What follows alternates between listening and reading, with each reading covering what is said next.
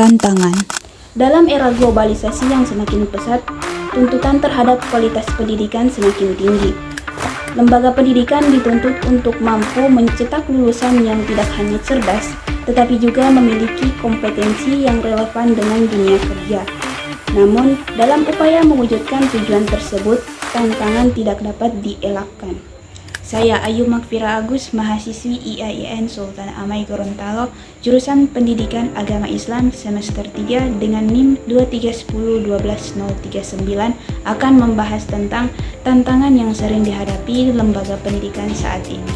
Tantangan pertama dan terbesar dalam pengembangan lembaga pendidikan adalah keterbatasan sumber daya. Anggaran yang terbatas membuat sulit untuk menyediakan fasilitas yang memadai, seperti gedung sekolah yang nyaman, perpustakaan yang lengkap, atau laboratorium yang canggih.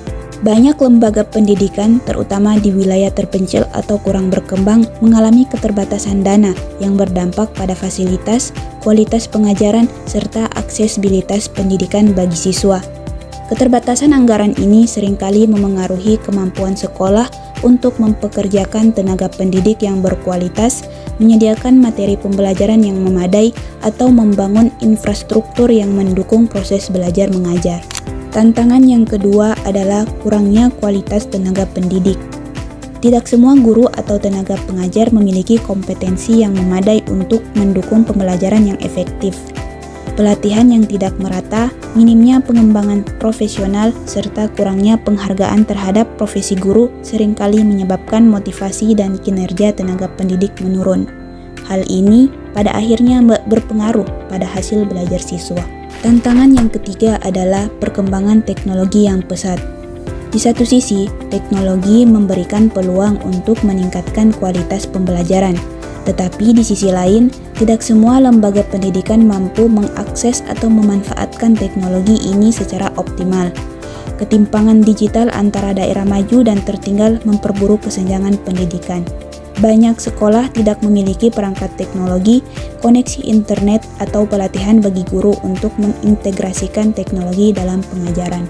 Selain faktor internal, kebijakan pemerintah dalam pendidikan yaitu kurikulum juga menjadi tantangan dalam pengembangan lembaga pendidikan. Kurikulum yang terus berubah dikarenakan kebutuhan zaman juga berubah, termasuk tuntutan dunia kerja, perkembangan teknologi, dan perubahan sosial budaya.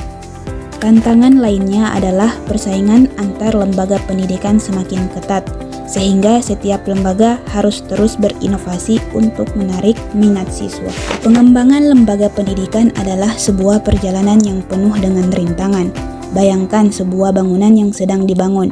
Agar bangunan itu kokoh dan fungsional, dibutuhkan perencanaan yang matang, bahan bangunan yang berkualitas, serta tenaga kerja yang terampil.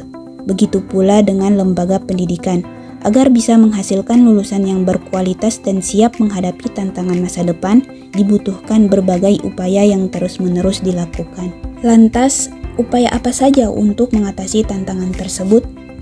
Pertama, kerjasama dengan berbagai pihak, membangun kemitraan dengan pemerintah, dunia usaha, dan masyarakat untuk mendapatkan dukungan finansial, sumber daya, dan ekspertis.